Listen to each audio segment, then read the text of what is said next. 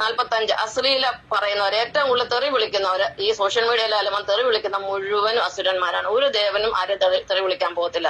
അപ്പൊ തെറി വിളിക്കുന്നവർ, അത് അശ്ലീലം പറയുന്നവര്. 46 ഗോവധം നടത്തുന്നവർ, ഈ പശുക്കൾ, ഇനി ഞാൻ അതിനെക്കുറിച്ചൊരു പാഠം പ്രത്യേകം ഇടുന്നുണ്ട്. ഇപ്പൊ അതുകൊണ്ട് ഞാൻ കൂടുതൽ പറയുന്നില്ല. ഗോവധം നടത്തുന്നവര്, പശുക്കളെ കൊല്ലുന്ന പാവമാണ്. പശു എന്ന് പറയുന്നത് ഭൂമിദേവിക്ക് തുല്യം ക്ഷമയുള്ള ഒരു ജീവിയാണ്. നമുക്ക് ഉപകാരമല്ല, ഉപദ്രവം ചെയ്യുന്ന ഒരു ജീവിയല്ല പശു. ഒരു കുടുംബം നമുക്ക് നിലനിർത്താൻ ഒരു പശു മതി.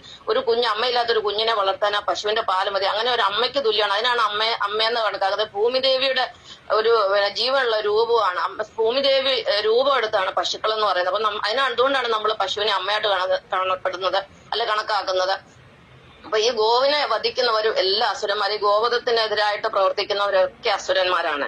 ഇനി 47 അവിഹിത ബന്ധം, ഭർത്താവ് ഉള്ളപ്പോ മറ്റൊരു ഭർത്താവിനെ തേടി പോകുന്നവരും, ഭാര്യ ഉള്ളപ്പോ മറ്റു ഭാര്യമാരെ തേടി പോകുന്നതും ഒക്കെ അസുരന്മാരാണ്. അവിഹിതം നടത്തുന്നവരെല്ലാം അസുരന്മാരാണ്. 48 അത്യാഗ്രഹം. അസുരന്മാർക്ക് എന്ത് കിട്ടിയാലും മതിയാവത്തില്ല. അവർക്ക് ഇങ്ങനെ അത്യാഗ്രഹം, എത്ര കിട്ടിയാലും, എത്ര പണം കിട്ടിയാലും വീണ്ടും വീണ്ടും വേണം. എന്ത് ദുഷ്ടതകൾ ചെയ്തിട്ടും പൈസ ഉണ്ടാക്കണം എന്നുള്ള ആഗ്രഹമുള്ളവരാണ് അസുരന്മാര്.